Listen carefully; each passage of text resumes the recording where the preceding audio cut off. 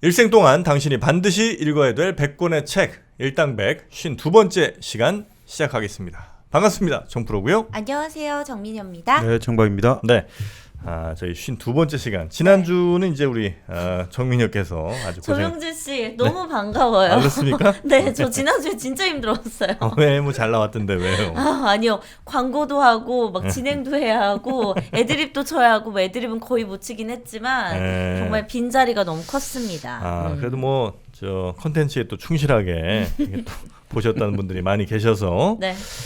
일단 뭐 오늘 또 52번째 시간 시작을 해야 되는데 그 앞서서 또 저희가 좋은 책도 소개를 좀 해드려야죠. 맞아요. 네. 오늘 취향 저격 책도 2권이 준비돼 있잖아요. 네, 이제 두 개가 한 세트인데 101가지 흑역사로 읽는 세계사. 보통 이렇게 흑역사로 읽는 세계사를 많이 좋아하시네요. 요즘 트렌드인가 봐, 흑역사가. 저번에 인간의 흑역사, 진실의 흑역사, 계속 그렇죠. 흑역사 시리즈가 나오네요. 그러네요. 그래서 101가지 흑역사로 읽는 세계사는 원제는 이제 101 Stumbles in the March of History.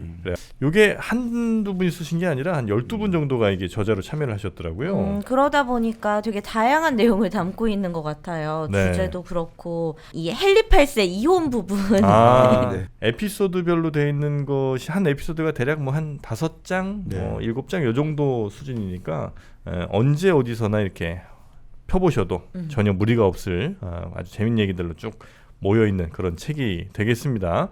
미국의 남북전쟁 얘기가 좀 나와요. 네, 근데 이제 남부가 졌잖아요. 뭐 그쵸. 누구나 다 알고 있는 거고. 네. 이제 북부가 뭐 여러 이유로 이겼겠습니다만 특히 이제 남부가 진 이유 중에 큰 게 남부는 흑인 병사를 인정을 안 했다는 거예요. 북부만 하더라도 뭐 수십만의 흑인 병사들이 있었는데 네. 네. 북부는 일단 뭐 노예제 폐지 이런 게 있었으니까. 네. 근데 이제 남부는 흑인들이 훨씬 많았거든요.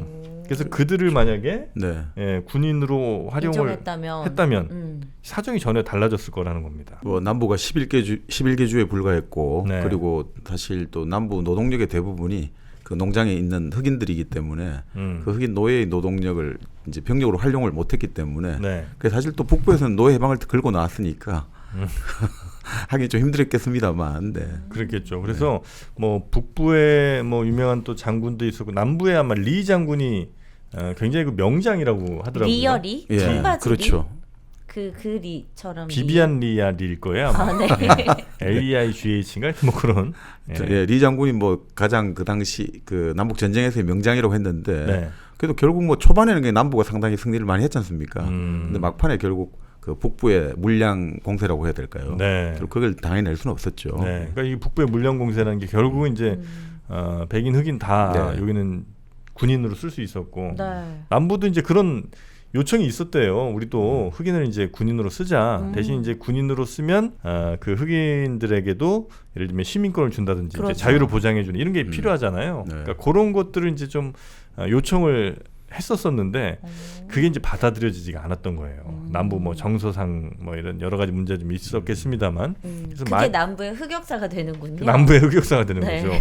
그래서 만약에 남부가 그때 흑인 병사를 이제 받아들이면서 만약에 승리를 했다면 어땠을까? 이제 그런 얘기들도 나오거든요. 그러니까 이 책의 특징 중에 하나가 원래 이제 역사에는 뭐 가정이라는 게 무의미하다고 그렇죠. 합니다만 이런 이제 가정을 해보는 겁니다. 만약에 남부가 이겼다면, 그럼 이제 어쩌면 남부에서도 흑인들에 대한 차별적인 시선이 훨씬 덜했을 것이다. 네. 이런 얘기를 하더라고요. 왜냐면 이제 그들도 군인이 돼서 이제 싸워갖고 자신들이 이겼으니까 네. 뭐 그런 얘기들도 나오니까 만약에 그때 상황이 바뀌었다면 어땠을까라는 우리 호기심들을 아마 좀 더 잘 채워주는 그런 책이 아닌가 하는 생각이 좀 들고요. 네. 역사학의 일종의 뭐 알쓸신잡이라고 해야 될까요? 세계사의 알쓸신잡이다. 이런 좀 인상을 많이 받고요. 네. 뭐 이런 뭐 인간의 어떤 흑역사라고 하면 결국은 우리가 저지르는 온갖 엉터리 같고 그리고 좀 이해 안 되는 멍청한 짓들이잖아요. 네. 그러니까 뭐 여기도 보면 그 미국의 농지개발 정책이 먼지 폭풍의 습격을 받아가지고 애초에는 그 초지를 만들고 있는데 네네. 1차 세계대전 때 유럽 사람들에게 밀을 공급을 해야 되니까 밀농사를 다 짓다가 오히려 건조해지니까 네. 이게 바람이 불고 이러면서 완전히 뭐 엉망이 돼버렸던 거죠. 네네. 그래서 그게 1930년대 다룬 바로 우리 소설이 분노의 포도가 되었죠. 네. 그 당시 미국의 그 더스트볼이라고 하는 그 네. 지역이 인구의 60%가 이주를 했다는 거죠. 근데 또 그런 것들이 2차 세계 대전 때 또 반복이 됐다는 거예요. 네. 2차 세계 대전 때도 또 초지를 만들어야 되는데 또 2차 세계 대전에 식량을 공급해야 되니까 또 밀농사를 짓다가 또 먼지 바람으로 건조해질 뻔했는데 다행히 전쟁 이후에는 좀 농업이 많이 발전을 해가지고 그런 어떤 참사를 막을 수 있었다. 네. 그런데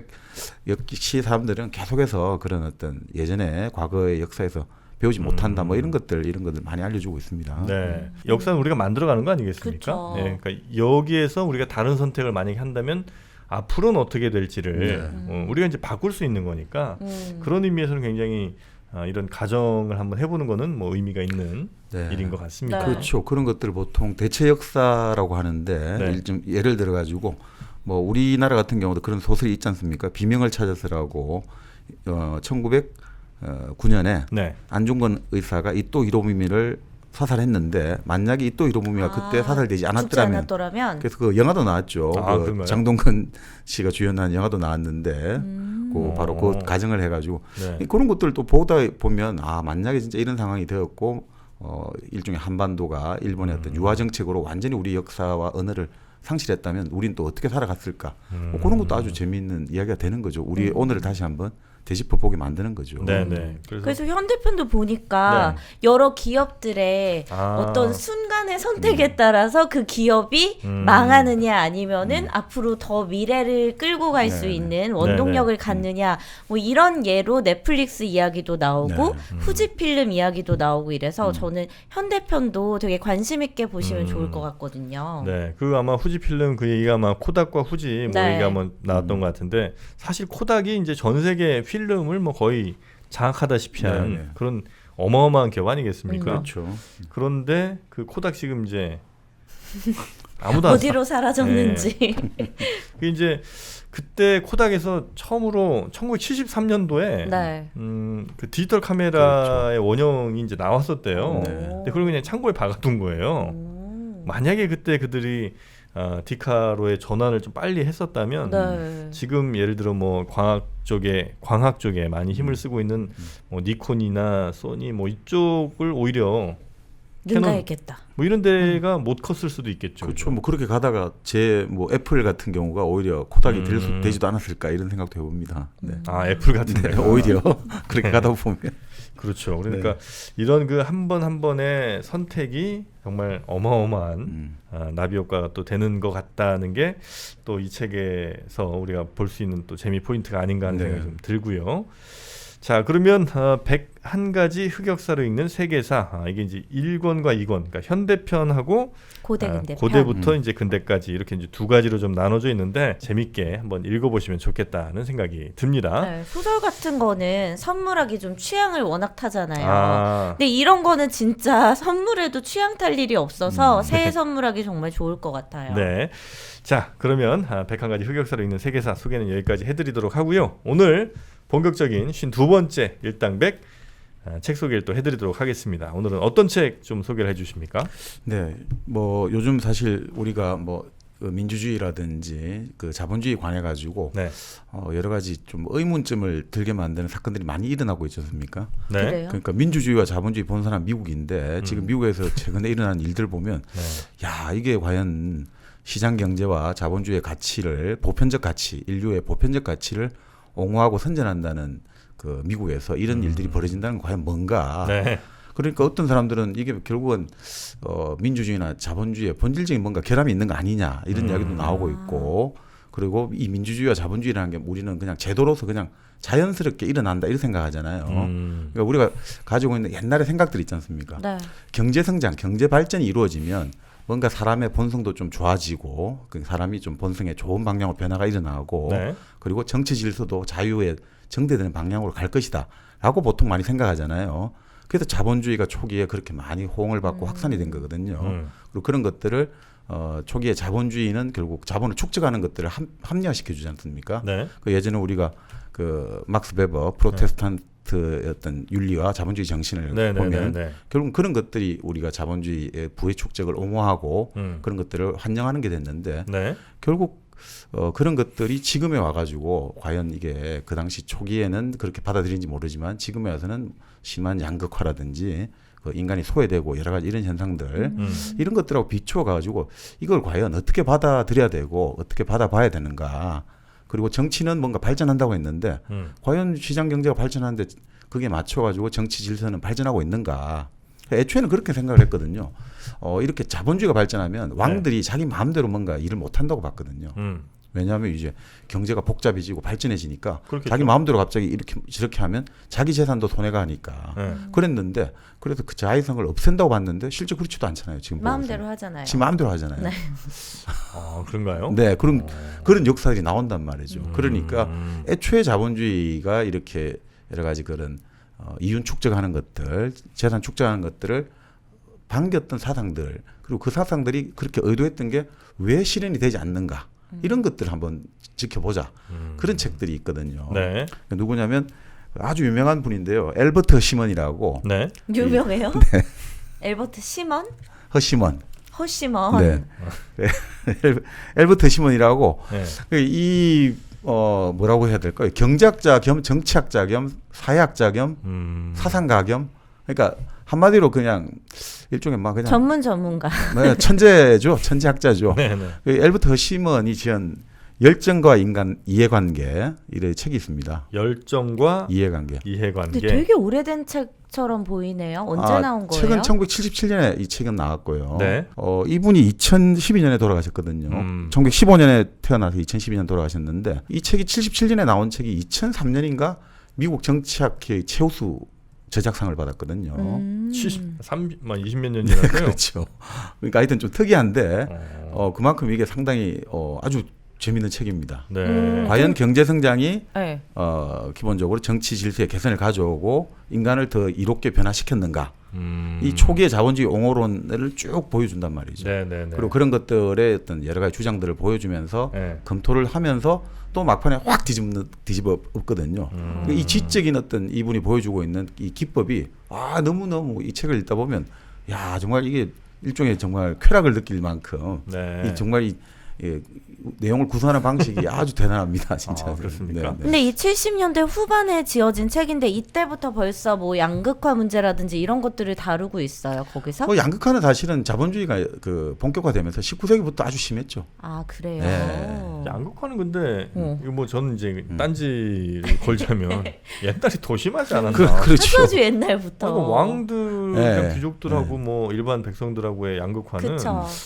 오히려 지금보다 더 심하지 않나 싶은데. 그렇죠. 다만 그러니까 그땐 몰랐던 거지. 네. 이렇게 이제 볼 수가 있죠. 그러니까 양극화라는 것들이 이제 우리가 하나의 논의 주제로 의식하는 것은 이 민주주의 체제에서 의식하는 거죠. 네, 예를 네, 들어 네, 네. 민주주의가 우리가 보통 평등하고 보통하고 각각의 주권을 가지고 있는 국민들로 공동체를 구성하고 있잖아요. 네. 그러니까 각각은 다 평등하고 자유로운 존재들인데 그 예전에 우리가 전근대 사회는 신분 사회잖아요. 네네. 그러니까 신분 사회에서는 양극화 자체가 이미 구조화돼 버렸거든요. 그건 당연한 거니까. 당연한 거란 말이죠. 그렇죠, 그러니까 그렇죠. 이제 예. 민주주의 사회에서는 이제 그 신분제 구조를 깨고 이제 우리가 자유롭고 평등하다고 전제를 했는데 이 실제 그렇지 않다라는 걸 보여주니까 그런 면에서 이제 양극화라고 볼 수 있는 거죠. 네. 하여튼 뭐 저는 그 책 표지를 보니까 아주 또 네. 추억에 적게 되는데. 왜요?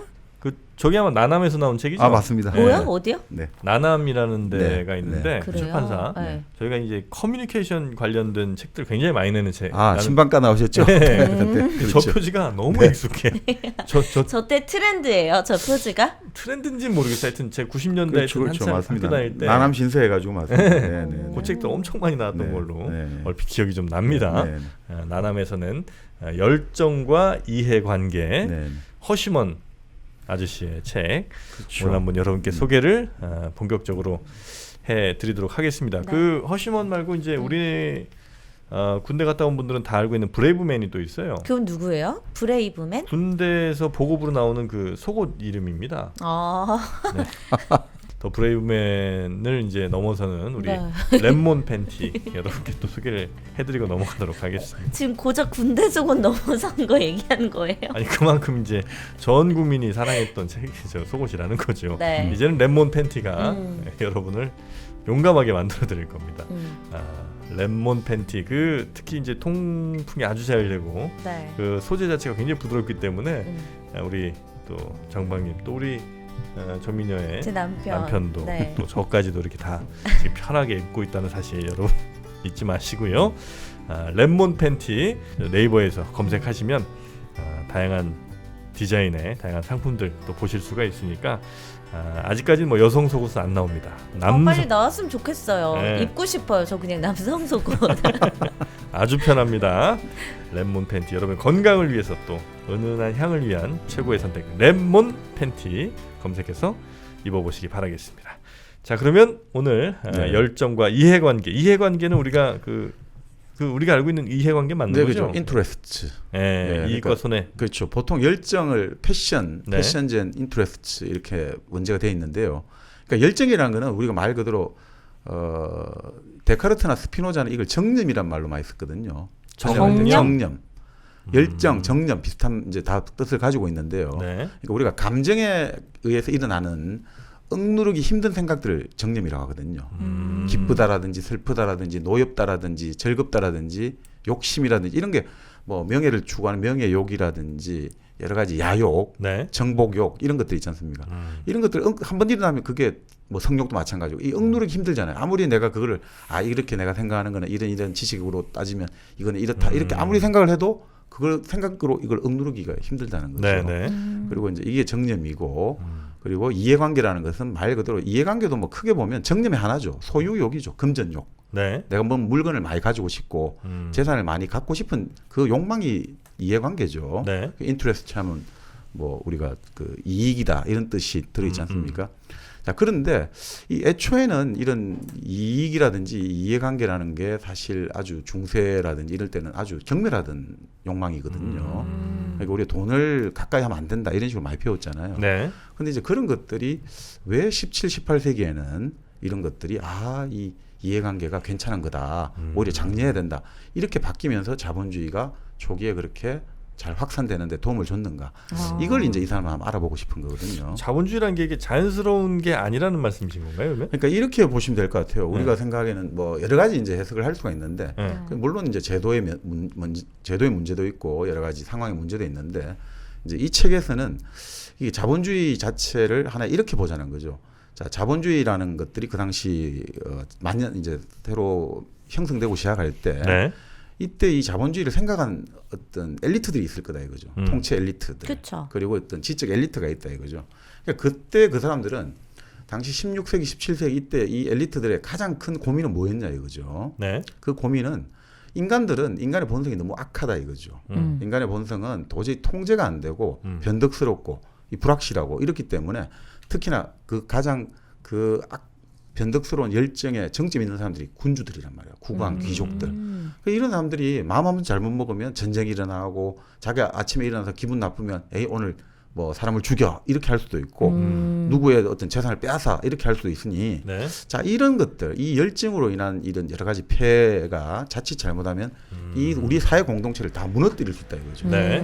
그럼 우리 요즘 뭐 미국 대통령 보고 있으면 그런 이야기도 많이 하잖아요. 저 사람이 갖고 있는 핵단추의 어떤 결정 권한이 우리 공동체를 다 파괴할 수도 있다. 네. 누가 그 권한을 줬는가? 지금 여러 가지 말들 많이 나오듯이 자 이런 자의적인 권력 행사라든지 이런 변덕, 이런 열정에서 그 변덕도 다 열정에 들어가는 거죠. 어떻게 하면 우리 공동체를 보호해야 될까? 그때 이제 찾아낸 게 바로 이익이다 이거죠. 그거를 소유욕으로 전환시켜내면 네. 그런 변덕이라든지 그런 여러 가지 불확실성을 좀 제거할 수 있다. 이렇게 이제 보면서 경제가 자본주의가 발전했다 이렇게 보는 거거든요. 그 지금 말씀해주신 그럼 이익이랑 소유욕이라는 그 부분을 군주나 지배계급이 갖는 걸 얘기하는 거예요? 아니면 일반 백성들이 갖는 걸 이야기하는 거예요? 그러니까 본래는 이제 그 열정을 가진 계급은 네. 지배계급일 수밖에 없죠. 일반 보통 서민들 같은 경우는 네. 그날 하루 벌어 하루 먹고 살기 힘들잖아요. 그렇기 때문에 그 열정이 결핍돼 있다든지 모든 열정은 먹고 사는 거에 집중돼 있는데 그렇기 때문에 뭐 지금의 그때는 이제 사실은 초기에서는 이거는 개인이 아니라 귀족과 지배층의 어떤 열정을 견제하는 것에 초점이 맞춰져 있었죠. 초기에 어떤 그 귀족이라든지 아니면 왕 뭐 이런 네. 사람들 몇몇 사람들의 욕망을 좀 절제시키는 거. 네. 그걸 통해 가지고 그 이제 결국은 어떻게 견제할 거냐 해 가지고 이제 이해관계라는 개념이 출현하게 된 거죠. 그러면 그 열정을 이제 소유욕이라든지 여러 가지 축적, 재산 축적하는 이해관계로 전환을 시켜 가지고 아니면 좀 서로 대항을 시킨다는 거죠. 그 열정은 또 다른 열정으로 막아버려야 된다. 맞불 작전을 하자. 네. 이의제이다 이거죠. 또 다른 이적을 막기 위해서 또 다른 오랑캐를 내세우자 이거죠. 그래서 대립으로 나온 게 이제 이해관계라는 거죠. 열정하고 사실 이해관계를 그러니까 대립시키는 것으로 이제 처음 시작하는 거죠. 그게 누가 디자인을 했다는 거야? 아니면 자연스럽게 이렇게 나온 건가요? 근데 이제 그 여러 가지 이제 사상들이 나오게 되겠죠. 그 이해관계를 호출한 사람들, 제일 먼저 끌어온 사람들. 그래서 이제 그 사람들이 누구냐면 몽테스큐에라든지 제임스 스튜어트라든지 그런 이제 사상가들이 나오고 그리고 이제 이런 것들이 애초에 이런 기획을 했는데 그 기획들이 왜 역사에서는 제대로 실현되지 않았는가? 그리고 그것들이 그러면 경제 발전이 정치의 개선이나 인간 본성을 선한 방향으로 유도한다는 것들, 그렇지 않다라는 것들을 또 보여주는 그 이론가들을 또 도입하거든요. 네. 그 대표적인 사람이 바로 알렉시스 토크빌 같은 사람들, 이런 사람들이 세상을 끌고 와가지고 모르겠는데 토크빌? 토크빌을 몰라? 모르죠. 말 많은 분이 있어요. 네. 그 미국의 민주주의 해가지고 하여튼 뭐 대단한 분이 있습니다. 그러니까 지금 하여튼 그런 식으로 해가지고 또 이걸 애초에 실현됐던 게 또 가지는 위험성이라든지 이런 걸 또 보여주고 그리고 그런 사상들이 결국은 나타났는데 결국은 그것들이 단절되면서 20세기에 들어와가지고 또 자본주의를 옹호한다고 하는 그 유명한 메이너드 케인스라든지 그 슌페터 이런 사람들 이런 사람들이 오히려 그 이전의 것을 모르기 때문에 이미 300년 전, 400년 전에 했던 사람들이 했던 말보다 더 낮은 수준의 논의를 끌어내면서 자본주의를 옹호한다. 이게 결국은 우리가 제대로 공부하지 못하고 이러이러한 예측하는 것들은 상당히 위험하다. 그러니까 우리는 좀 더 다양한 의견들을 많이 공부를 해가지고 좀 더 이제 이런 자본주의가 왜 이렇게 번성하게 되었고 확산되었는지를 우리가 알아보자. 뭐 이런 것들 취지죠. 그 책의 전체의 내용은 그렇습니다. 그 앞서 말씀해주셨던 뭐 몽테스큐에나 뭐 제임스 어쩌고랑 막 이렇게 얘기했던 사람들 어쩌고라니 모르니까 뒤에 이름을 제임스 스튜어트. 예. 네, 이 사람들을 그러면은 그 당시에 뭐 계몽가들이라고 불렀던 거예요. 뭐 이들을 지칭하는 용어가 따로 있었어요? 뭐 이분들 같은 경우는 그냥 사상가들인데 그 기본적으로 이제 초기 자본주의 옹호론자들이라고 볼 수가 있죠. 초기 자본주의 옹호론자들. 네. 그런데 이제 그 계몽주의하고는 또 좀 다른 게 그러니까 이 사람들은 생각이 기본적으로 사람의 본성이 좀 위험하다고 봤거든요. 악하다. 위험하다. 그러니까 아까 말씀드린 열정에 의해서 지배되기 때문에 변덕스럽고 어떤 짓을 할지 모르니까 이게 좀 위험하다고 봤는데 지금 말씀하신 계몽주의 같은 경우는 사람의 본성에 낙관하거든요. 인간의 이성을 가지고 있으니까 이성적 존재로 얼마든지 우리는 개선할 수 있다고 보기 때문에 또 조금 다릅니다. 네, 거기하고는 좀 크게 보면 뭐 결국은 어떤 인간을 무지에서 깨운다는 점에서는 계몽에 들어갈 수 있습니다만 이게 인간을 어떻게 보느냐에 따라서는 좀 계몽주의 어떤 일반적인 사람들하고 좀 생각이 다르죠. 뭐 전 자본주의 아직까지 감이 잘 안 옵니다. 네, 그 자본주의라는 게 부의 저 전체적인 저 파이가 좀 커지면서 자연스럽게 좀 생긴 거라고 이제 판단을 좀 했는데 그게 누군가에 의해서 좀 고안되고 그게 확산을 누군가가 또 굉장히 그 펌프질 많이 했다는 거죠. 그렇죠. 그러니까 결국은 어떤 현상도 물질적인 그 기반을 가지고 등장하지만 결국 그런 것들도 상부 구조라고 하죠. 위에서 어떤 지배 엘리트라든지 그것들이 법이나 제도로 만들어지는 과정을 거쳐야 되어야지 그게 하나의 어떤 사건, 소셜 팩트로 등장한단 말이죠. 그러니까 그런 의미에서 이 사상의 역할도 중요하단 말이죠. 근데 좀 한 줄로 짧게 자본주의에 대해서 정의를 쉽게 직관적으로 해주셨으면 좋겠는 게 자본주의라는 게 뭐 그 예전에는 물물 교환을 뭐 서로 하던 시대였는데 화폐를 사용하던 시대를 자본주의라고 하는 건지 아니면 뭐를 자본주의라고 하는 거예요? 자본주의는요. 한 줄로 만약 정리하라고 하면 부르주아지가 이 사회의 주인인 체제를 자본주의라고 하죠. 그래요? 네. 부르주아지. 자본가가 주인인 그럼 사회죠. 부르주아지는 어떻게 정리할 수 부르주아지는 있는데요? 자산가급, 생산수단을 갖고 있는 사람들 부르주아지죠. 그러니까 예를 들어 우리가 생산수단하면 토지라든지 공장이라든지 제일 중요한 자본을 갖고 있는 사람들이죠. 돈을 갖고 있는 사람들. 근데 이제 자본이라고 하는 거는 그 단순한 돈이 아니고 자자가 그 신용국 선생 책에도 나오는데 자자는 기르다는 뜻이에요. 새끼를 낳아 기르다 하듯이 자식? 새끼를 친다는 거예요. 돈이 자꾸 길러지고 커져야 되는 거죠. 그게 자본이. 자본은 일반적인 우리 돈하고 좀 달라요. 자본은 계속해서 불어나야 된단 말이죠. 그게 이제 자본이거든요. 그러니까 사실 자본주의는 한마디로 말하면 결국 자본가가 이 사회의 주체가 되는 거죠. 그게 사실 자본주의를 볼 수 있죠. 근데 그거를 위해서 뭐가 필요하냐면 신분제도가 해체돼야 되는 거죠. 겉으로는. 예를 들어 가지고 왕이라든지 귀족이 없어져야 되는 거죠. 근데 대부분 다 달랐구나 하긴 그 신흥 세력들 네. 뭐 상인이나 뭐 이런 사람들이 등장하면서 그렇죠. 신분은 낮지만 돈을 가진 사람들이 있었으니 그 그렇죠. 당시에 그러니까 그 사람들이 이제 왜 내가 돈을 가지고 있는데 네. 내가 왜 주인이 되지 못하느냐. 그래서 뭐가 일어났죠? 정치적으로 혁명이 일어났죠. 프랑스 혁명, 미국 독립전쟁, 영국 명예혁명 전부 다 바로 자본가가 주인이 되는 식으로 왕과 귀족에서 자본가가 주인으로 바뀌는 것이 이제 바로 자본주의죠. 물론 근데 자본가 계급이 우리가 계급 사회를 없애놓고 우리가 계급이라 하면 안 되잖아요. 네. 그래서 이제 그 정치적으로는 보통 선거라든지 이걸 도입해가지고 민주주의의 형식을 띌 수밖에 없는 거죠. 그러니까 민주주의라는 것들이 반드시 들어가야 되는 거죠. 네. 그걸 뭐 어떤 사람들은 부르주아 민주주의로 폄하하지만 겸할 건 아니고 당연히 그것은 모든 사람이 이제 주권을 가졌다는 개념으로 또 들어가니까 네. 또 중요한 거죠. 자본주의는 이제 됐죠? 네. 네, 자본주의는 자본가가 주인인 세상. 아니 뭐 주인인 세상보다 이 자본가가 이 사회를 움직이는 핵심 주체다 이렇게 볼 수 있다는 거죠. 그럼 지금 자본주의 사회 맞네요. 근데 지금은 우리 지난번에 세 가지 원리에서 보면 네. 이 자본주의가 그 순수한 이제 이론적인 의미에서 그렇다는 이야기고요. 사실은 지금 뭐 여러 가지 국가의 역할이 아주 세졌죠. 지금 국가 역할이 아주 세졌죠. 네, 그러니까 네, 네. 뭐 예를 들어 중국 같은 경우는 이게 뭐라고 해야 될까요? 그 사회주의 자본주의잖아요. 이 뭐라고 설명하나요? 일종의 국가 자본주의 그런 느낌이 나지 않습니까? 그 예를 들어 중국의 가장 갑부가 마윈이었습니까? 네네네. 근데 몇 달 전에 말 한마디 잘못하니까 지금 나타나지를 못하잖아요. 2달 동안 지금 행방불명이야. 어디 있는지를 몰라. 중국 그래서 무섭다니까. 아니 뭐 그러니까 이게 네. 참 자본주의라고 할 때 다양한 형태로 존재하고 있으니까 네. 이걸 지금은 뭐 예를 들어 또 우리 대공황을 거치면서 뭐 여러 가지 혼합 자본주의라기도 하고 수정 자본주의 이렇게 부르기도 하니까 이걸 뭐 지금 명확한 의미에서 뭐 지금 자본주의를 몇백 년 전 개념으로 딱 그렇게 할 필요는 없고 그냥 하나의 어떤 이론적 측면에서는 그렇다 이렇게 보시면 될 것 같아요. 지금은 사실 뭐 건강주의 세상이 아닌가 또 생각이 듭니다. 네. 건강한 사람들이 요즘- 자본도 필요해요. 근데 건강하려면. 아 그런가? 네. 그래서 이제 제가 생각하는 필요한 자본은 건강을 위한 자본은 딱 그 팀메리 그릭 요거트 먹을 정도의 돈만 있으면 되는 게 아닌가. 오늘 제가 여기 딱 나오는데 진짜 저희 아들이 빨리 그거 시켜달라고 요거트랑 그 딸기잼이랑 같이 먹을 수 있는 거 그거 시키라는 거예요. 주문하다가 이거 주문 잘 안 된다 이런 분들이 예전엔 많았는데 이제는 다 생산이 그래도 좀 원활해지셨죠? 원래 수제청이 주문이 안 됐었는데 여러분 이 수제청이 진짜 맛있거든요. 그래서 수제 딸기청이랑 네네. 뭐 패션 후르츠청 여러 가지 있으니까 좋아하시는 이 과일청과 요거트와 그리고 그래놀라 이게 세 개가 짝꿍이에요. 꼭 맞아요. 먹어야 돼요. 네. 우리 세 명이 꼭 있어야 되는 것처럼 이것도 세 개를 꼭 같이 드셔야 되니까 네. 주문하시면 됩니다. 네, 그래놀라 그리고 딸기청 그리고 그릭 요거트까지 건강과 함께 맛도 챙기시기 바라겠습니다. 자, 그럼 이제 하나하나 네, 한번 네. 살펴보도록 하겠습니다. 네, 먼저 역사적으로 한번 우리 아까 지금 이제 이해관계가 어떻게 등장이 됐는지 이 개념을 한번 보시죠.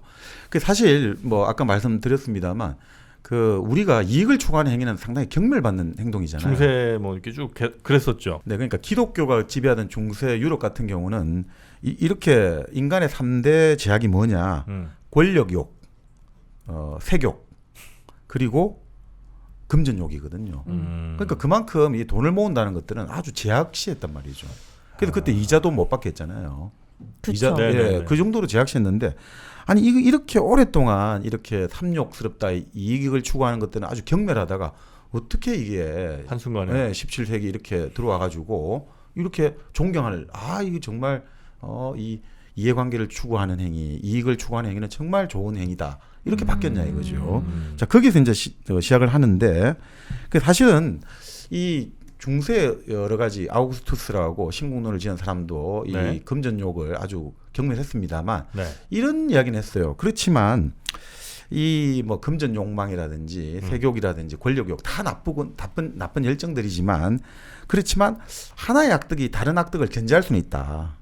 이런 생각은 좀 했단 말이죠. 하나의 악이 무슨 말이죠? 다른 그러니까 악을 견제한다고요? 이의제이다 이거죠. 금전욕을 좀 잠재우기 위해서는 색욕을 대항을 시켜가지고 잠재울 수도 있고 색욕을 좀 우리가 줄이려면 금전 욕구를 자극할 수도 있고 이런 식의 가능성은 이제 좀 보여주는 거죠. 그 권력욕이 좀 지나치다 싶으면 야 좀 즐기고 좀 돈으로 좀 대충 때워 뭐 이렇게 그렇죠. 하라는 얘기예요. 그렇죠. 그럴 수도 있죠.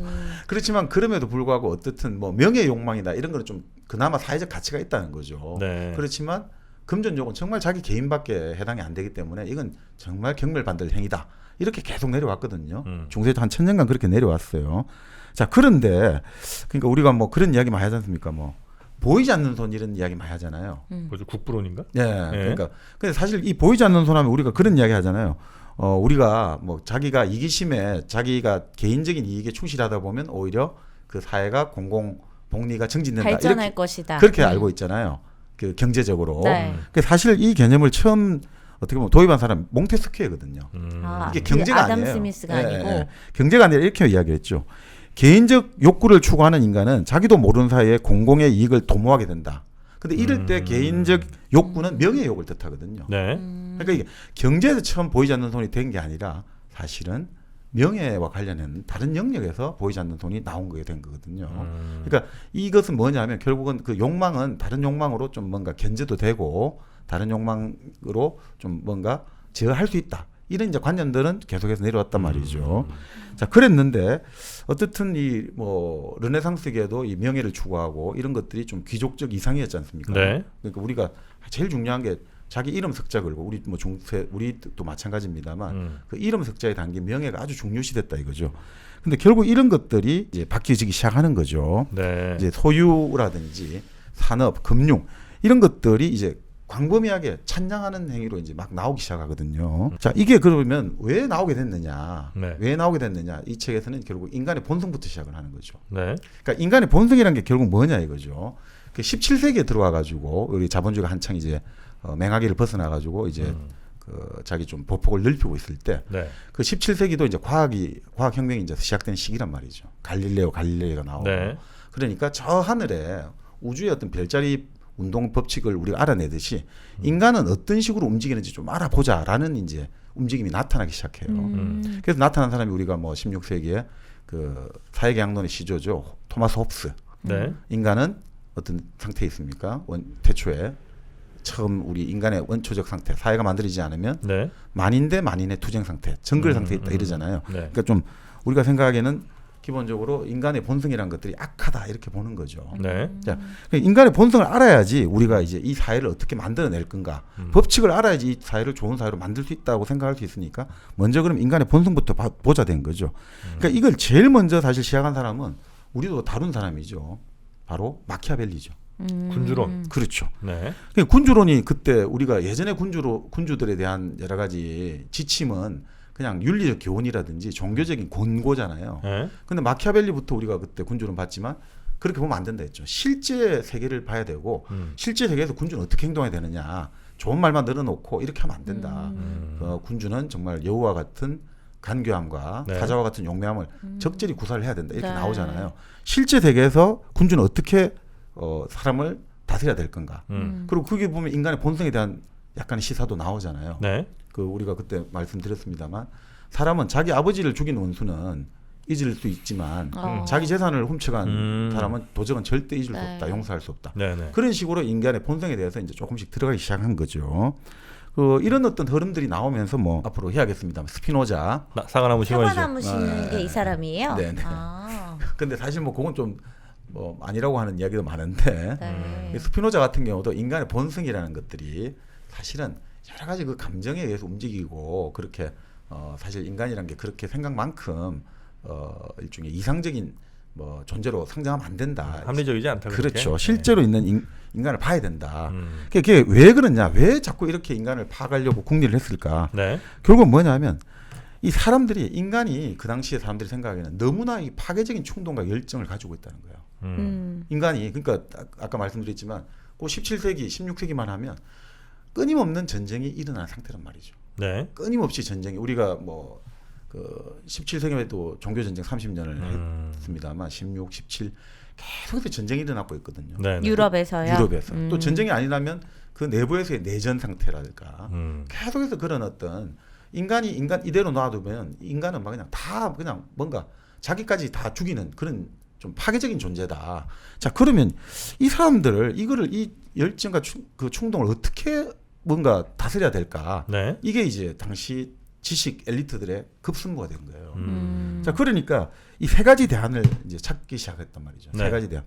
첫 번째는 뭐냐면 결국은 도덕적인 교훈이라든지 종교적인 방법 갖고는 이 사람을 그 열정을 억제가 안 된다는 거죠. 네. 그 사람이 막 정복하고 싶고 저 사람을 내가 내 마음대로 하고 싶고 노예로 삼고 싶고 저거 내 무릎을 꿇리고 싶고 학대하고 싶고 이런 열정을 종교적인 어떤 방식이라든지 너 이렇게 하면 나중에 저 세상 가가지고 너 벌 받아 이렇게 한다든지 아니면 그래도 마음을 닦아가지고 좀 좋은 군주가 되십시오 이렇게도 안 먹혀 들어가니까 그러면 세 가지 방법을 찾기 시작했어요. 그 조리 뭐 동양 같은 경우는 한비자는 법을 가지고 나온 거죠. 근데 여기 사람들은 네. 첫 번째는 강제와 억압에 호소하는 거죠. 강제. 국가가 아니면 그러니까 국가라든지 힘에 의해 가지고 국가가 강력하게 억누르는 거죠. 네. 강제적으로. 그러니까 이거는 대표적인 사람이 바로 우리 칼뱅이죠. 칼뱅.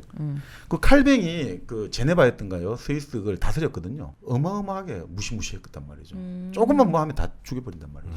이 규율을 어기면 다 죽여버리고. 네. 그러니까 그것 자체가 강제력이잖아요. 그러니까 인간의 그 이런 어떤 사악한 열정을 막으려면 네. 가혹하게 다스려야 돼. 자, 그런데 결국 이게 너무 잔혹하게 집행이 되고 너무 관대하고 이렇게 적절히 참 수행하기 쉽지가 않잖아요. 그러니까 이게 과연 제대로 이게 작동할 수 있을까? 그럼 결국 이게 도덕이라 종교의 역할하고 뭐가 다르냐 이거죠. 많은 법을 갖고 왔지만 그러니까 결국 문제가 있는데 이런 거죠.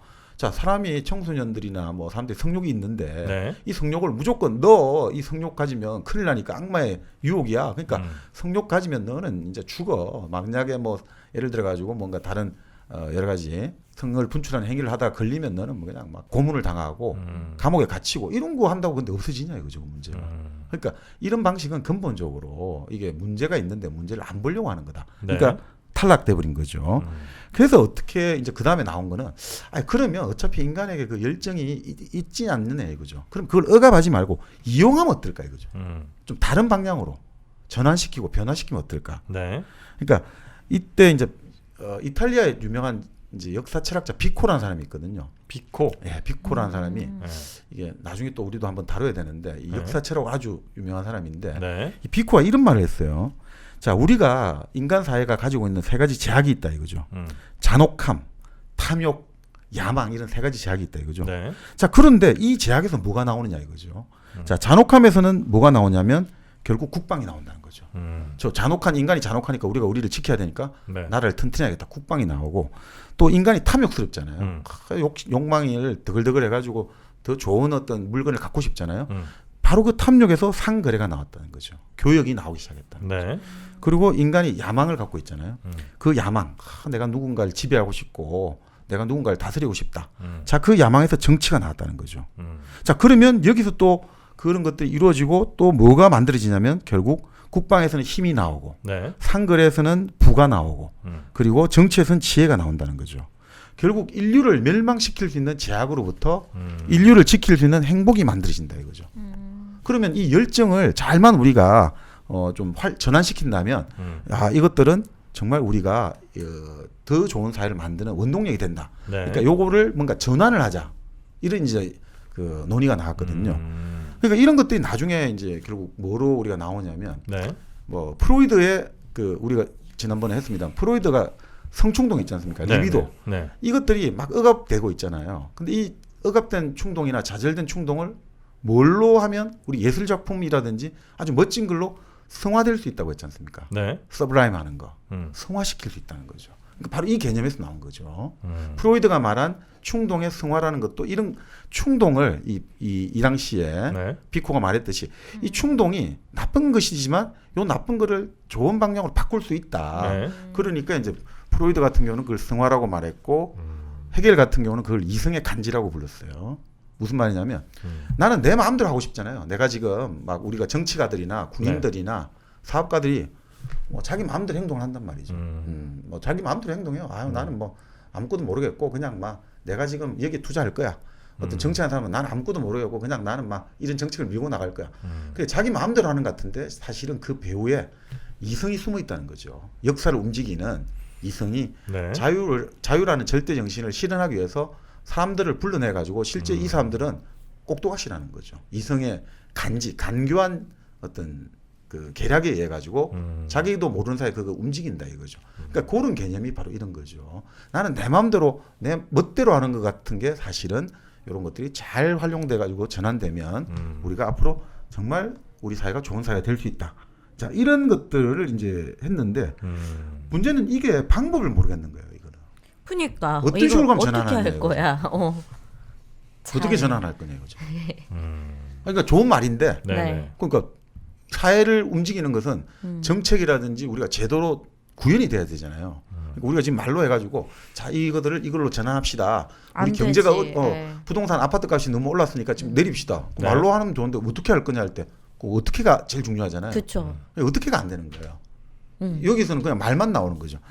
그래서 결국 끌고 나온 게 뭐냐 하면 그 열정을 다른 나쁜 열정을 좀 좋은 에너지로 쓰자. 이거는 너무 이게 구름 잡는 소리다 이거죠. 그래서 나온 건 뭐냐면 서로 다른 열정끼리 투쟁을 유도해 보자 이거죠. 투쟁을 유도해 보자. 네. 그게 무슨 말이냐면 좀 더 위험하고 좀 더 파괴적인 열정을 비교적 무해한 열정, 좀 비교적 좀 큰 해를 끼치지 않는 다른 열정을 이용해 가지고 서로 다투게 해서 열정을 인간이 갖고 있는 열정 전체를 약화시키고 좀 길들이 보자. 좀 상쇄를 시키고. 그렇죠. 그럼 막 정치랑 뭐 경제랑 약간 붙게 만들고 뭐 이런 식으로. 그러니까 뭐 예를 들어 가지고 지금 그 말씀입니다. 아, 지금 딱 핵심을 짚었는데 바로 그 권력욕이 인간의 갈등과 투쟁의 원천이잖아요. 네. 내가 너보다 더 그러니까 사람들이 계속해서 그럼 사회가 잘못하면 위험해지지 않습니까? 지금 미국을 보고 있으면 자꾸 미국 얘기해서 그렇습니다만 자 이번 대선에 누가 대통령이 되느냐를 둘러싸고 지금 막 난리가 났잖아요. 네. 그러니까 우리는 도저히 받아들이지 못하겠다 됐잖아요. 그 사실은 우리가 선거를 하는 이유는 간단하거든요. 본래 이전에 누가 주도권을 잡을 거냐 싸움을 하면 되거든요. 그래서 뭐냐면 예전엔 말로 하면 머릿수를 없애버리면 되는 거예요. 우리가 싸움에 이겨가지고 머릿수를 상대의 머릿수를 없애버리면 우리가 이긴단 말이죠. 네. 근데 세력이 서로 비슷하잖아요. 이쪽 저쪽 다 비슷할 때는 그럼 너무나 이게 파괴적이고 너무나 출혈이 크지 않습니까? 그래서 어떻게 하냐 선거를 통해 가지고 머릿수를 세는 걸로 바뀌었단 말이에요. 누가 더 머리통이 많은지로 머리통을 부수는 것에서 머리통을 세어보자. 그게 선거거든요. 그래서 네네. 머리통이 더 많으면 그래 너가 더 싸움하면 이길 테니까 너가 이번에는 가져가. 이런 식으로 바뀐 게 선거거든요. 네. 근데 지금 저렇게 이제 어떻습니까? 이제 열정이 머리수 세는 거 인정 못하고 우리가 더 싸움 잘할 수 있으니까 우리 총도 있고 대포도 있고 하니까 우리 그냥 힘 대 힘으로 한번 겨뤄보자. 그러면 선거가 아니라 내전으로 가는 거죠. 그래서 우리 한번 붙어가지고 또 이긴 사람이 다 먹는 걸로 하자. 이렇게 돼버린단 말이죠. 그러니까 바로 그런 것들을 우리가 이제 그 열정을 이렇게 그러면 이 파괴를 하고 서로 죽이려는 열정을 서로 이제 경쟁을 시켜가지고 네. 하나의 열정으로 다른 열정을 좀 억압하게 만들면 어떨까. 그러니까 재밌는 말을 하는데요. 짐승을 이용해서 사냥을 하지 않느냐. 또 우리가 매를 이용해서 다른 새를 잡지 않느냐. 네네네. 또 하나의 정파를 이용해서 다른 정파를 억압하지 않느냐. 그러니까 인간의 심성도 그렇게 다스리면 되지 않느냐 이거죠. 우리 인간의 마음이란 게 얼마나 우리도 모르잖아요. 네. 내 마음 나도 모르지 않습니까? 얼마나 변덕스럽습니까? 지금은 아침에는 그 사람이 참 좋게 보이는데 점심이 되니까 또 그 사람이 갑자기 싫어지고 또 저녁이 되면 또 그 사람이 좋아지고 같은 그렇지 않습니까? 자식도 어떨 때는 예쁜데 5분 지나서는 또 싫어지고 사람 마음이 이렇게 변덕스럽다 이거죠. 네네네. 그러니까 이걸 과연 어떻게 우리가 다스릴 수 있냐 이거죠. 그러니까 차라리 그럴 때는 뭔가 다른 거 하나를 좀 그나마 그래도 인간에게 좀 무해하게 사회도 좀 무해하게 보이는 열정을 내세워가지고 다른 이런 변덕을 좀 다스리면 네. 인간 사회는 좀 더 예측 가능하고 안정적인 질서를 만들지 않을까 이제 이 생각을 하게 된 거죠. 거기까지는 되게 좋은 방법 같은데 네. 그러면 예를 들어서 이 당시에 이런 식으로 했던 그 예가 어떤 것들이 있어요? 그래서 이제 나온 게 네. 결국은 뭐 우리가 이제 여기 스피노자도 나오고 여러 가지 나옵니다만, 네. 그러니까 열정 같은 경우가 결국은 다른 좀 더 강력한 열정하고 바뀌어지지 않는 한 결코 없앨 수 없다. 뭐 이런 이야기도 하고 또 열정의 힘이 그만큼 세기 때문에 이게 정말 우리가 너무너무 이 자유로운 존재로 가기가 너무 힘들다 이거죠. 네. 자, 그럴 때 결국은 그러면 어떤 식으로 억압할 수 있을까라고 생각했는데 결국 나온 게 바로 이해관계라는 게 나온 거죠. 이 모든 열정들, 이 변덕스럽고 내가 좋았다가 싫었다가 권력 욕구 생기고 남들하고 좀 사이 나쁘게 지내고 싶고 내 마음대로 막 남들한테 나쁜 말 하고 싶고 이런 열정들을 어떻게 하면 다스릴까? 그러면 그나마 돈을 모으는 열정으로 이거를 좀 대항을 시키면 그 열정끼리 서로 싸우게 만들면 네. 이 돈을 모으는 열정으로 돈을 모으는 그러니까 이해관계가 다른 열정들을 다 좀 제압하지 않을까. 이제 이 생각을 하게 된 거죠. 그래서 그럼 이때부터 뭔가 막 이렇게 나의 것을 뭐 지키기 위해 혹은 나의 것을 뭐 나의 것을 뭐 더 늘리기 위해 막 서로 이제 나는 돈을 벌어도 괜찮아 이렇게 하면서 서로 경쟁하는 이 시스템이 만들어졌다는 거군요. 그러니까 이렇게 보시면 될 것 같아요. 그렇기 때문에 지금까지는 중세에 넘어와 가지고 르네상스 그 초기까지만 해도 16세기 뭐 한 15세기 16세기만 해도 돈을 모은다는 것은 여전히 경멸하는 행위란 말이죠. 자, 그러니까 뭐 그때도 그런 이야기 많이 하잖아요. 우리도 지금도 그런 이야기 하는데 돈은 몰려서 모아지는 거 아니야. 돈을 쫓아가면 절대 돈을 벌 수 없다. 그 말이 그런 소리거든요. 그러니까 돈은 그렇게 모아지는 거 아니야. 돈은 그냥 차라리 뭐 스페인 사람들은 돈은 차라리 전쟁을 하고 이래가지고 한꺼번에 명예와 돈을 다 가지는 거야. 우리나라도 옛날 그랬잖아요. 과거만 합격하면 돈은 다 따라와. 그거 똑같은 거란 말이죠. 그러니까 이 사실은 소유한다든지 축적한다는 것들은 계속 경멸되고 있었거든요. 네. 그런데 이제 지금의 이제 아까 말씀드린 그 16세기, 17세기의 그 엘리트들이 결국 이 계속해서 전쟁 상태가 이어지고 내전 상태가 이어지고 이것들을 다스리려면 결국은 이 돈을 모으는 것으로 사람들의 열정을 유도를 해야겠다. 그리고 돈을 모으는 것으로 서로 투쟁을 시켜야겠다. 열정 간에. 이제 이런 생각을 하게 됐다는 거죠. 그래서 결국은 이제 열정만이 열정을 극복할 수 있다. 이런 이야기가 되는 거죠. 요즘 이게 거의 최고조 아닌가요? 어떤? 이렇게 서로 막 각자 막 돈을 모으려고 하고 이런 거? 그런 욕망들이 막 서로 부딪히고 막 뭐 늘 그렇지 않나? 그거는? 근데 이제 네. 지금 이제 그 말씀이 네. 그러니까 애초에 이 구상했던 아까 말씀드린 몽테스큐에나 제임스 스튜어트는 그렇게 생각을 했는데 그걸 통해 가지고 이제 돈을 모으는 게 좀 더 무해하고 좀 더 인간의 본성을 다른 파괴적인 열정을 억누르니까 좋다고 생각했는데 네. 그게 결국 나중에 이제 아까 말씀드린 토크빌이나 퍼구슨 같은 사람의 이제 논지를 보면 네. 그게 오히려 또 사람을 노예로 만든다 이게 나오는 거죠. 그러니까 그런 것들이 나오는 거죠. 계속 돈을 쫓아야 하니까. 네, 맞습니다. 그러니까 처음에는 이게 돈을 우리가 이해관계를 추구하는 것들이 충분히 우리가 주체가 된다고 봤는데 네. 사실 이 생각들은 얼마 안 가가지고 다 깨지죠. 우리 19세기만 돼버리면 이미 자 이해관계가 지배적인 열정을 모든 열정을 다 제압하고 이해관계가 딱 나왔지 않습니까? 네. 18세기, 19세기에 그때 펼친 사회가 좋은 사회냐 이거죠. 너무 과연 좋은 사회냐 이렇게 이제 그 나중에 이 책에 나옵니다만 그렇게 나오는 거죠. 근데 어떻든 뭐 지금 말씀드린 대로 이제 아까 말씀드린 열정을 강제로 억누르는 것도 잘 안 되고 또 두 번째로 열정을 전환하는 것도 이건 좀 안 되잖아요. 네. 근데 열정을 대항시킨다는 것들 이 개념을 이제 사람들에게 많이 받아들이기 시작하는 거죠. 이때부터. 그래서 이 대항 열정의 개념은 미국 헌법에도 적용됩니다. 미국 어떻게요? 헌법에도. 그러니까 지금 우리가 이 대항 열정, 대항한다니까 우리가 들어가는 미국 헌법의 가장 근본적 원리 있지 않습니까? 네. 그리고 미국 헌법이 몽테스키우의 사상 영향을 많이 받았거든요. 그 몽테스키우가 법의 정신에서 주장했던 게 바로 권력 분립이잖아요. 미국이 기본적으로 견제와 체크 앤 밸런스잖아요. 견제와 균형이라는 게 바로 이 대항 열정의 개념입니다. 삼권 분립 같은 거요? 그렇죠. 그 몽테스키우가 바로 권력 분립을 제안했던 지금 체결한 사람이고 미국 헌법은 그걸 받아들였는데 그 바로 몽테스키우가 이 사실 그 권력 분립의 근본적인 인간관이 바로 이 대항 열정에 깔려 있는 거죠. 열정을 열정으로 대항시킬 때 오히려 이 사회가 유지될 수 있다는 거죠. 그러니까 사실은 이게 우리가 결국은 인간관이라는 게 네. 우리가 자본주의 말할 때 그냥 뭐 자본주의 물질 뭐 자본 돈이 어떻고 제도가 어떻고 이것만 갖고 보면 절대 우리 자본주의 이해할 수 없다는 거죠. 바로 근본적으로 깔린 게 뭐냐 인간관을 어떻게 볼 거냐 이거죠. 인간관이 기본적으로 인간의 충동, 인간의 열정은 너무나 파괴적이고 너무나 위험하다. 근데 그것을 어떻게 하면 다스리냐? 돈으로 다스려야겠다. 돈을 버는 걸로 다스려줘라. 그 열정을 그 열정의 욕망을 해소할 탈출구를 만들어줘라.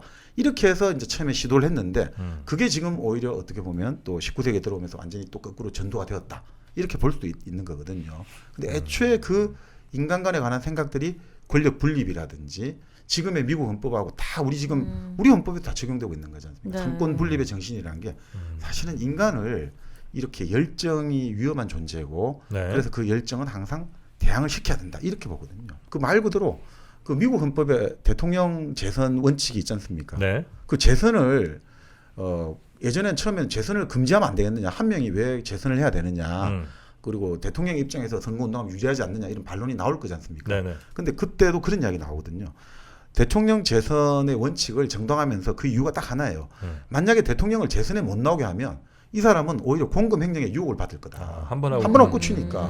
근데 자기가 한 번 더 해야 된다고 생각하면 그 명예를 지켜야 된다 생각하니까 명예 욕망하고 돈을 축적하겠다는 그 욕망하고 경쟁을 시켜가지고 명예를 이기게 만들려는 거예요. 그래서 이제 만약에 그런 재선 금지해버리면 그 탐욕이 그 야망을 오히려 그 앞질 거다라고 보는 거죠. 그러니까 정부 부문 간의 권력 분립도 결국은 야망은 야망에 의해서 제시돼야 된다. 이런 원칙이거든요. 그래서 단임제 있는 나라들 보면 대체로 그 말년, 그러니까 한 임기 말쯤 되면 네네. 부정부패 비리 이런 게 많이 터지긴 하잖아요. 그렇죠. 그래서 이게 사실 대항 열정을 어떻게 확보할 거냐가 참 난제가 되는 거죠. 그러니까 그런 결국 인간의 본성을 이 고려를 해야지 네. 결국 우리가 뭐 또 정부의 어떤 여러 가지 권력 남용이라든지 이런 것들을 통제할 수 있는데 결국은 이게 애초에는 우리가 처음에 이제 마키아벨리가 국가 이제 군주론을 쓰면서 인간 본성을 처음에 제시를 한 거지 않습니까? 네. 왜냐하면 좀 더 저 나은 국가를 만들려면 인간 본성을 알아야 된다.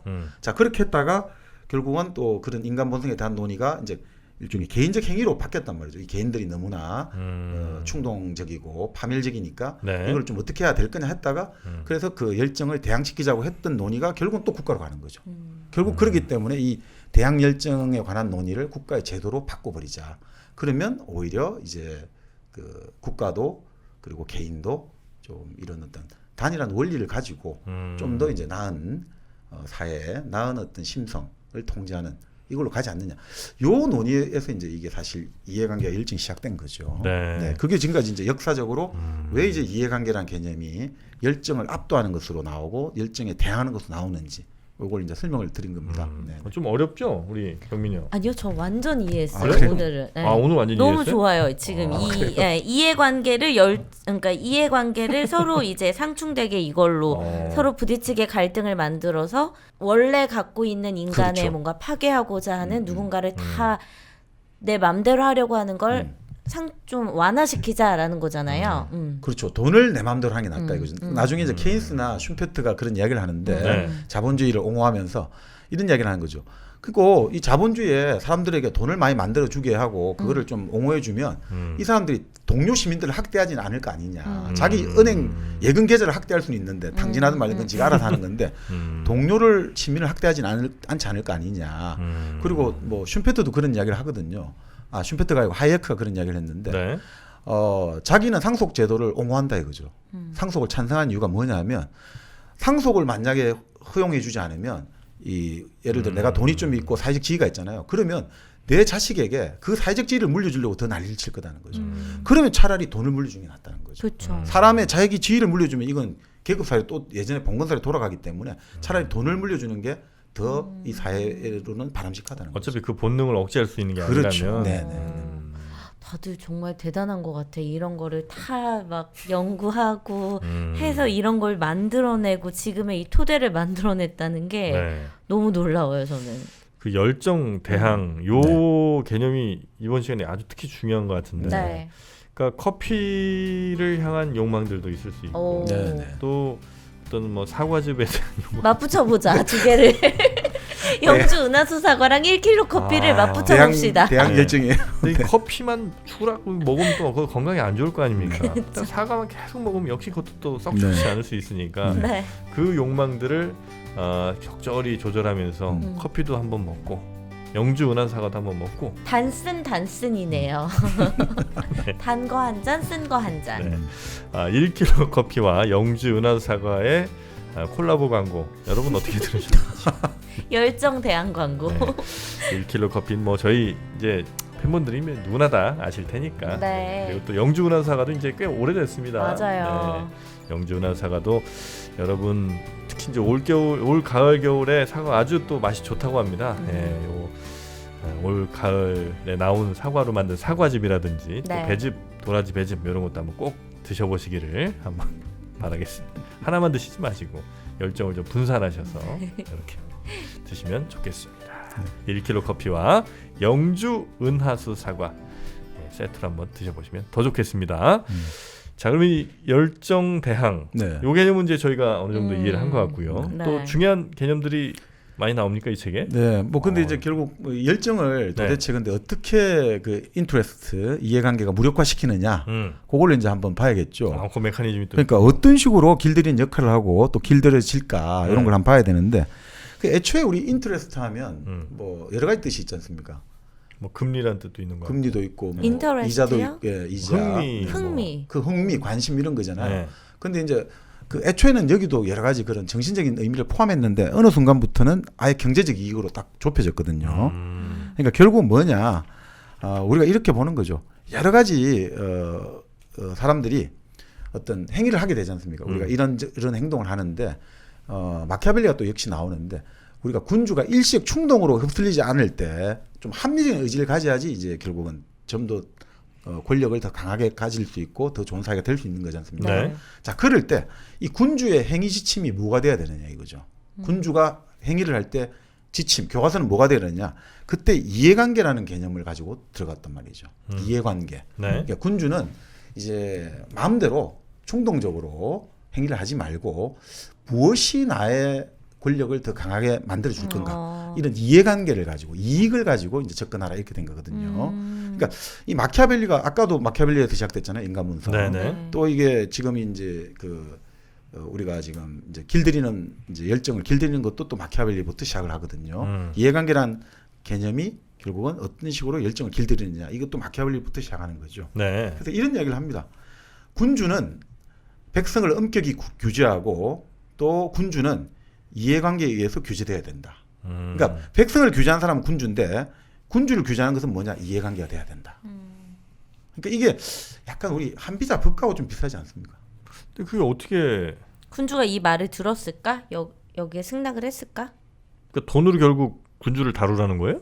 아니 그러니까 이제 이제 꼭 좀 이따가 이제 우리 몽테스키에서 이제 나오겠습니다만 네네네. 이제 그게 이제 결국은 무슨 말씀이냐면 이런 거죠.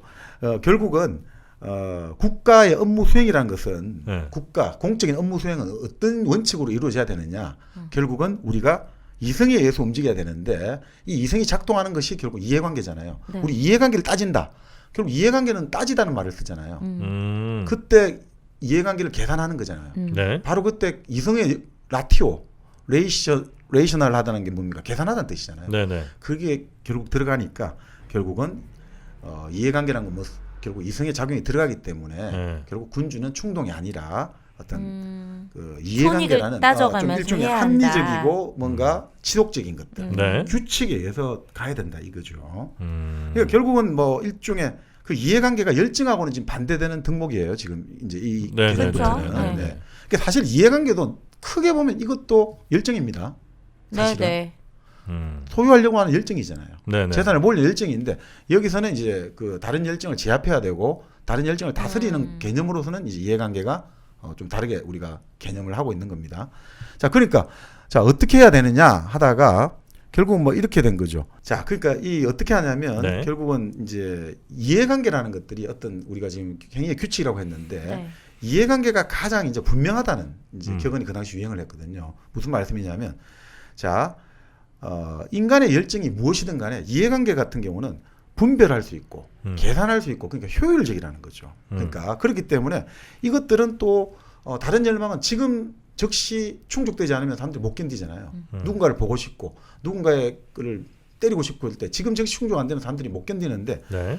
이해관계로 인해 가지고 딱 우리가 행동을 할 때는 차근차근 합리적으로 추구한다는 거죠. 다 먼저 그렇죠. 계산부터 해라. 그렇죠. 캄다운 이러잖아요. 냉정하게, 신중하게. 그러면서 이제 어떻게 됩니까? 우리가 야망이라든지 권력욕이라든지 세욕 같은 다른 열정들을 이제 이런 어떤 이해관계라는 것들을 계속해서 주입하고 이것들을 행위 주침을 할 때는 첫 번째 원칙들이 아까 말씀드린 따져본다. 분별하기 시작한다. 계산하기 시작한다. 그러니까 시간을 들여서 신중하게 시간을 들인다. 차근차근 단계적으로 접근한다. 이런 식의 덕목들이 만들기 시작하는 거죠. 사람들에게 행위 지침이 되니까. 그래서 뭐 이런 것들이 결국은 지금 말씀드린 권력욕이라든지 세욕이라든지 이런 열정들을 대항하고 억제하는데 이제 유용하게 이용할 수 있게 된다는 거죠.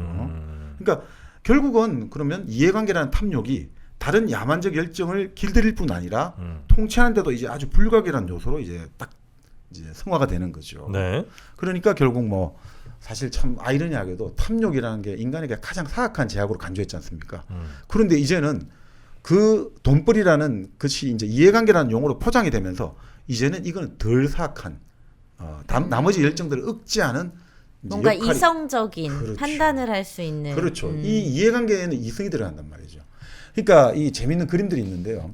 중세의 명예를 추구한다든지 여러 가지 어떤 열정을 추구하는 사람들의 그림을 보세요. 조각이라든지 이 인간의 막 희노애락이 다 드러나잖아요. 네. 기쁘고 슬프고 분노하고 좌절하고 이게 드러나는데 이 자본주의를 그린 그림을 보면 무표정이 시작한단 말이에요. 이제. 아 그래요? 예. 자본주의 시대의 상인들 그림을 딱 보고 있으면 그 얼굴들이 무표정하기 시작하죠. 왜냐? 포커페이스를 유지해야 하니까. 이해관계가 이제 모든 열정을 압도하기 시작한 거죠. 내가 돈을 벌어야 되잖아요. 그러니까 딱 지금 말씀드린 포커페이스를 유지해야 돼. 협상할 때도 내가 지금 좋고 싫고를 보여주면 안 되잖아요. 그러니까 무표정하고 무미건조한 얼굴들. 그게 이제 그 그림에 또 나오기 시작한단 말이에요. 근데 정박님이 이제 말씀해주신 거는 다 알겠어요. 네. 근데 이게 일반 뭐 부르주아들이나 아니면은 뭐 백성들의 입장에서는 이게 받아들여질 것 같은데 군주 입장에서는 나는 원래도 뭘 다 갖고 있는 사람이었는데 굳이 이걸 통해서 내가 뭘 더 얻겠다고 이 시스템 안에 들어가야 될까라는 생각을 하지 않았을까요? 그러니까 이게 이제 이 생각을 가지게 된 거는 이제 군주가 아니고 네. 결국은 이제 군주 주변에 일종의 엘리트들, 집에 이제 참모들이랄까 이 사람들이 전쟁이나 내전으로 임금의 자리도 언제든지 위협을 한단 말이죠. 언제든지. 그러니까 그리고 마찬가지로 자기들 자리도 위협을 받게 되잖아요. 국가의 결국 권력에 있어 가지고 물론 권력자가 되기 위해서는 트럼프처럼 불가의 적성을 가져야 돼요. 흔히 말하는 비합리성, 합리성.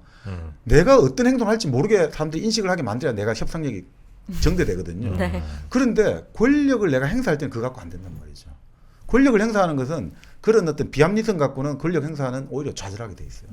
지금 결국 트럼프의 재선 실패 같은 경우는 바로 그 비합리성의 합리성이 결국 가져온 한계거든요. 네네네. 결국 우리가 뭐 닉슨 같은 경우도 그렇게 머리가 좋고 모든 어떤 자기 어떤 일종의 사조직을 운영했지 않습니까? 그럼에도 불구하고 닉슨이 왜 그게 결국 재선에 성공했지만 하야의 어떤 불명예를 안게 됐느냐? 결국은 그것도 그 한계를 가지고 있는 거죠. 비합리성의 합리성. 그 닉슨이 주장했던 광인 이론이라고 하잖아요. 내가 미친놈처럼 행동하면 상대가 제가 무슨 짓 할지 모르니까 내가 제 좀 말을 들어줘야지. 이런 것들이 결국은 한계를 가지거든요. 그러니까 그런 것 아닌가 싶습니다. 그래서 그 엘리트들 입장에서는 결국 안정성이라는 것들. 결국 우리가 그렇게 생각해요. 가진 게 많은 사람일수록 안정을 원하잖아요. 그렇죠. 잃으면 안 되니까. 잃을 게 많으니까. 근데 잃을 게 없는 사람들은 어떻게 됩니까? 충동적이 될 수밖에 없죠. 왜냐하면 내가 충동적으로 살아가서 잃을 게 없잖아요. 네. 그러니까 당시 어떤 사회입니까? 16세기 여러 가지 기후 변화도 16세기 17세기 기후 변화도 있고 여러 가지 병들도 전염병도 돌고 네. 전쟁 내전이 많이 일어나고 하니까 사람들이 더 이상 잃을 게 없다 이거죠. 자, 그리고 이 사람들한테 더 이상 종교의 가르침도 통하지 않는단 말이죠. 자, 이럴 때 어떤 식으로 이 통치자하고 피통치자를 좀 잘 먹혀들 수 있는 뭔가 이 무슨 방안이 없을까? 잘못하면 얘들이 진짜 반란이 일으키고 혁명 일으키면 어떻게 되지? 이럴 때 이 사람들의 불만의 분출구를 돈벌이로 딱 만드는 이게 딱 어떻게 보면 자 이런 바로 그런 파괴 열정을 돈벌이 열정으로 대항을 시킨 거죠. 그렇게 역사적으로 볼 수가 있죠. 네. 야, 이 초기 자본주의의 확산 네네. 이 과정을 저희가 지금 뭐 네. 공부하고 있는 것 같은데 네. 이런 욕망에 대응하기 위한 또 다른 네. 욕망인 거죠 이것도. 그렇죠, 인터레스트. 이해관계가 등장하면서 논리적인 네. 바탕이 좀 됐고 이게 전체 사회적으로 아마 퍼지게 된 그 상황들은 저희가 그럼 이어지는 2부에서 한번 좀 더 계속해서 들어보도록 하겠습니다. 네. 자, 일당백 52번째 시간 2부로 돌아오겠습니다.